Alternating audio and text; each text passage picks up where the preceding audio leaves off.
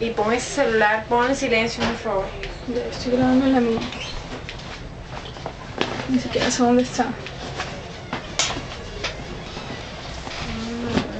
De verdad ya lo perdí.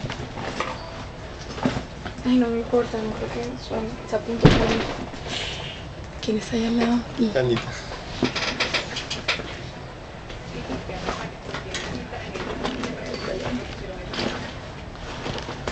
Ya. No, no lo encontré. Estoy buscando. Mi celular. Ay, ya lo No encontré. guardaste por ahí.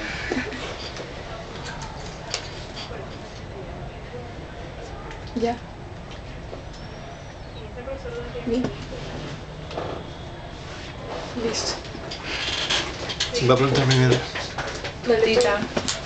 Yo grabo, pregunto, hago todo. Claro. Lo que no hiciste en medio lo haces acá. Como así, Yeca, me fui una hora a almorzar y ya me van a Sí, acribillar por sí. eso. Bueno, fuiste con tu novio que no fue lo mismo. Almorzar. Ay. Bueno. ¿Tu nombre es? Alberto Martínez. Entonces, ¿por qué haces eso? Porque yo porque me sé su nombre, pero hay personas que no me lo sé. No, Pero no, tú no, dices, no. Alberto Martínez, habla y lo pones hablando.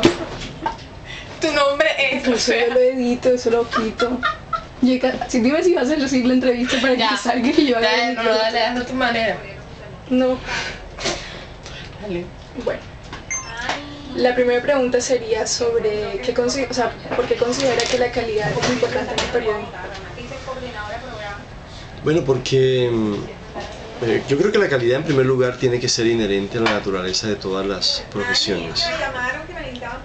Pero dada la sensibilidad que hay alrededor del periodismo y de la información que transmite como gran elemento de la producción, creo que hay que procurar el nivel más óptimo en términos de eficiencia y eficacia de los mensajes. Y digo sensibilidad porque de la información depende nada más y nada menos que la toma de decisiones de la ciudadanía. En la medida en que esas decisiones estén sustentadas sobre elementos de rigor, de verdad, de credibilidad, de verosimilitud, el ciudadano va a tener seguramente las herramientas claras para tomar esas decisiones. Yo creo que si bien la calidad es inherente a todas las profesiones, en particular en el periodismo es más exigente, por cuanto de ello depende que la gente tome correctamente una decisión. Hablo por ejemplo del tema de las elecciones.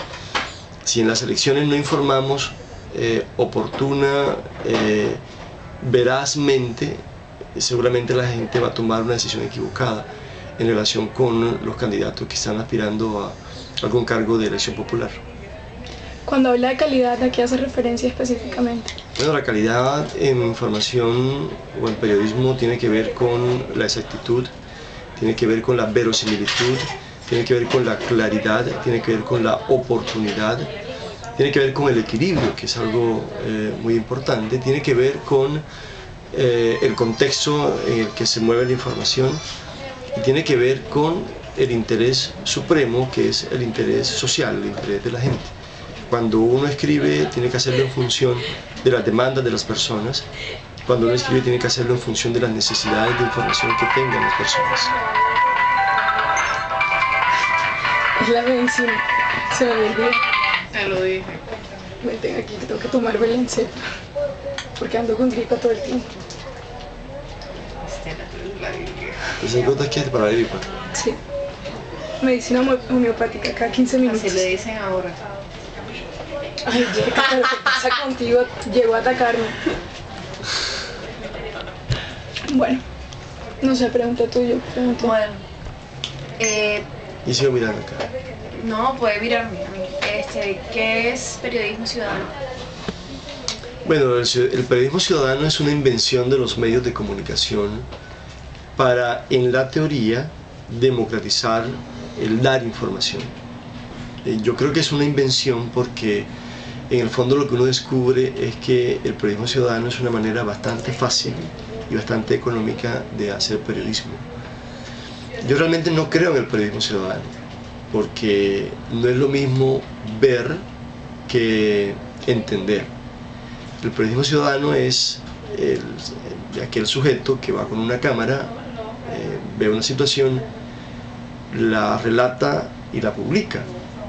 Pero la información no es así, la información requiere de investigación, requiere de confrontación, requiere de detalle, requiere de contexto, y el ciudadano no apela a esos contextos, ni apela a esos detalles para contar lo que ve. Entonces yo en particular no estoy tan de acuerdo con el periodismo ciudadano, porque si bien la intención sana es democratizar el suministro de información, la provisión de información, creo que en el fondo lo que está haciendo es facilismo por parte de los medios. ¿Y considera que el periodismo ciudadano puede ser una herramienta para el periodismo tradicional o para el periodismo en general? Yo creería que mejor trabajado podría funcionar. En Europa, por ejemplo, los medios de comunicación preparan a sus ciudadanos reporteros en la calidad de los contenidos informativos. Ellos asisten a unos seminarios, a unos simposios cada cierto tiempo, en los que se les actualiza sobre tendencias de la información, en los que se les prepara sobre la estructura de la información misma, pero aquí no hay ese tipo de cosas. Todo aquel que tenga una cámara, todo aquel que tenga una grabadora, graba y manda, ¿no? Y al mandar, reitero, no está consultando todos esos elementos de calidad, que es algo que debería apuntarse por sobre todas las cosas. Ahora, si el medio, y sería otro elemento, si el medio asumiera digamos que el insumo de los ciudadanos como eso, como materia prima, y a partir de allí hiciera investigación, confrontara, verificara, hasta podría funcionar, en cuanto que este periodismo ciudadano no sería, digamos que una información ya elaborada, sino digamos que la versión de una fuente, que necesitaría el contraste con otra fuente de información. ¿Y cómo cambiaría el rol del periodista con las nuevas tecnologías y con la influencia del periodismo ciudadano, ya que ahora mismo todas las personas tienen acceso a cámaras y a cualquier medio digital que les permite transmitir información? Sí, o sea, ya está cambiando.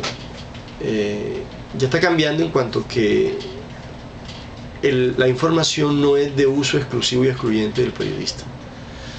Antes yo tenía el poder de la información, yo periodista, y lo que yo contara era lo que finalmente la sociedad iba a saber. Pero a partir de esos avances tecnológicos, a partir de las autopistas de información, bueno, hay tantas fuentes y tantas maneras de contar las cosas, por tantos canales, que yo hoy periodista tengo que andar con más cuidado, porque de repente voy a ser rebasado por esa gran corriente de información que se puede estar generando desde distintos ángulos. Hay ejemplos. Podría hablar del escándalo de Mónica Lewinsky y Bill Clinton, por ejemplo. Mientras los medios de comunicación se negaban sistemáticamente a publicar esto, a través de un blog se dio a conocer. El ciudadano entonces tuvo la herramienta para contar lo que el medio de comunicación no quería que se contara. Pero fíjate que ya la confrontación desapareció. Hoy, si uno mira lo que está pasando en Chile, por ejemplo, si uno mira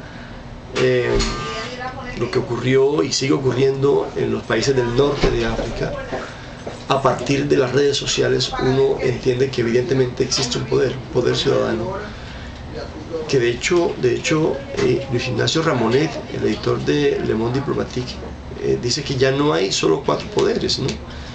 El cuarto poder de la prensa es un poder relativo. Hoy el gran poder es el poder de los ciudadanos, al que él ha llamado válidamente el quinto poder, ¿no?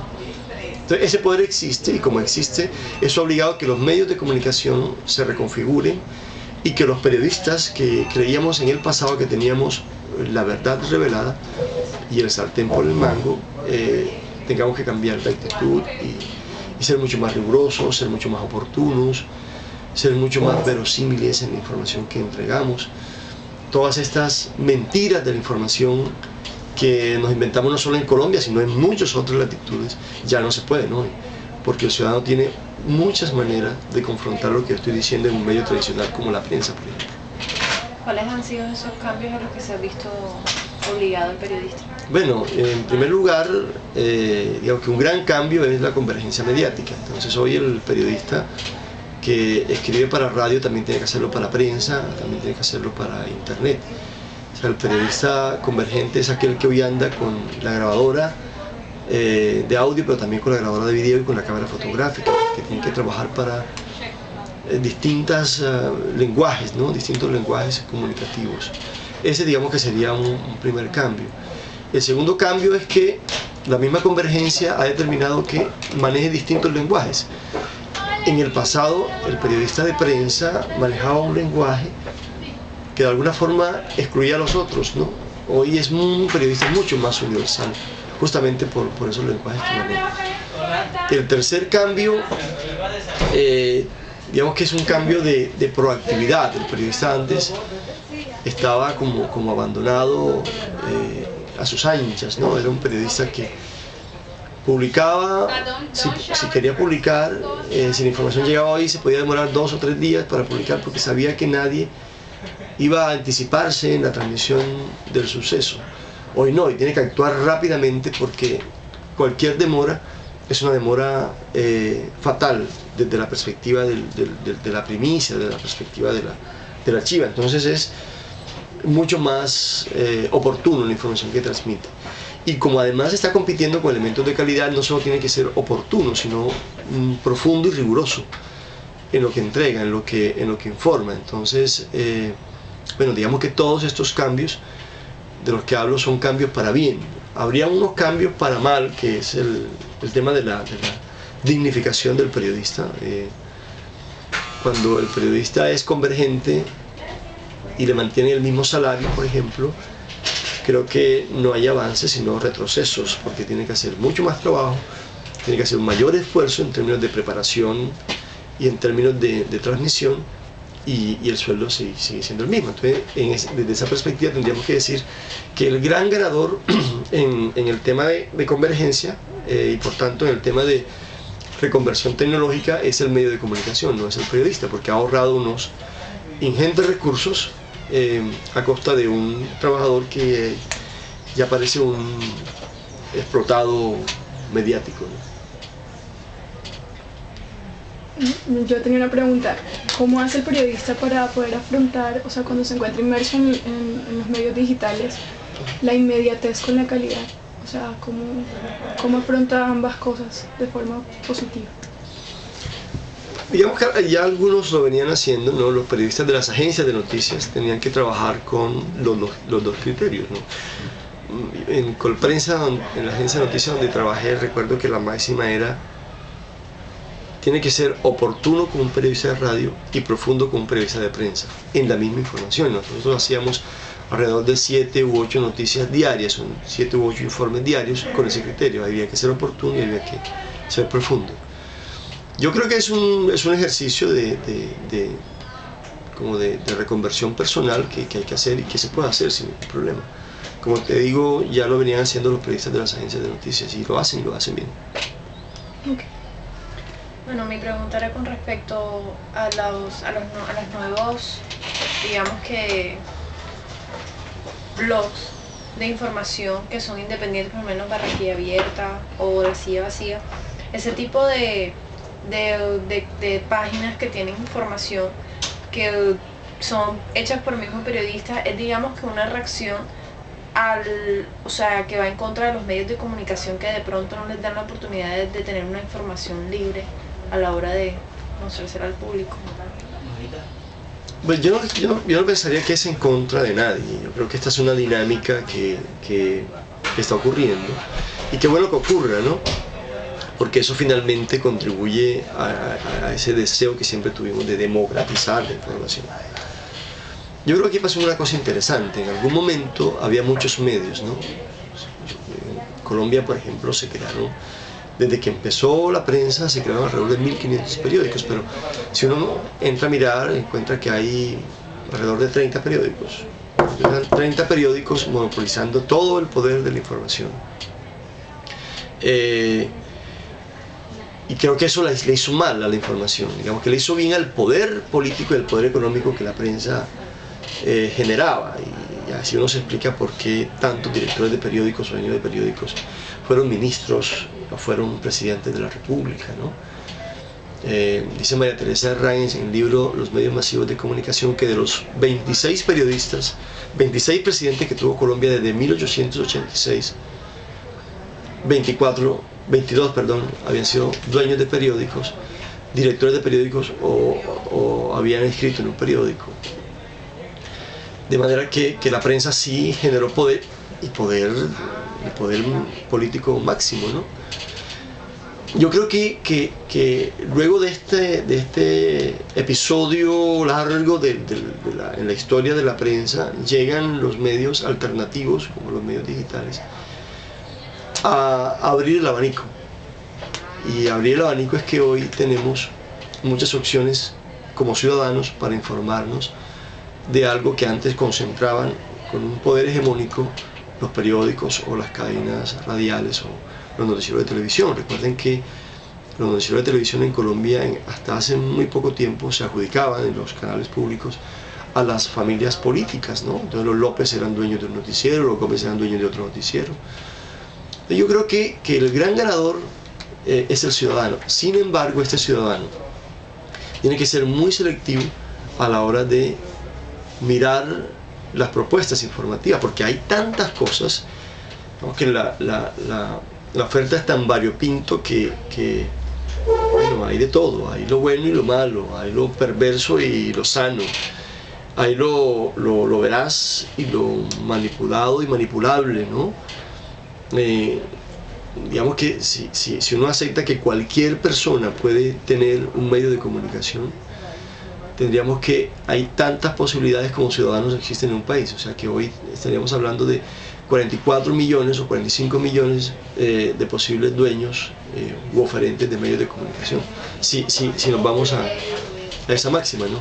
Entonces hay que ser selectivos. Yo como ciudadano pensaría, ¿no? Y recomendaría que mis pares, digamos, mis otros ciudadanos, miraran primero quién es el dueño del medio de comunicación, cualquiera sea el canal que utilice, y que pregunten luego cuál es la trayectoria de ese propietario, ¿no? De ese director.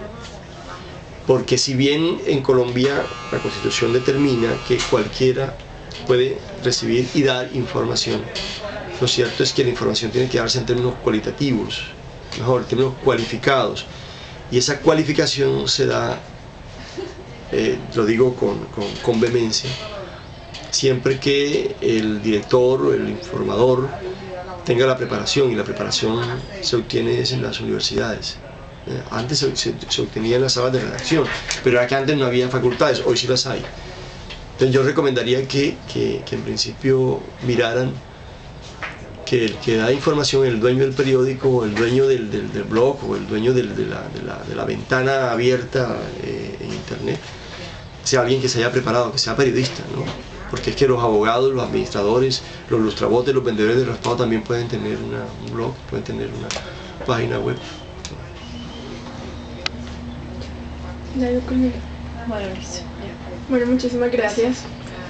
Bueno, con mayor gusto. Oye. Ay, gracias.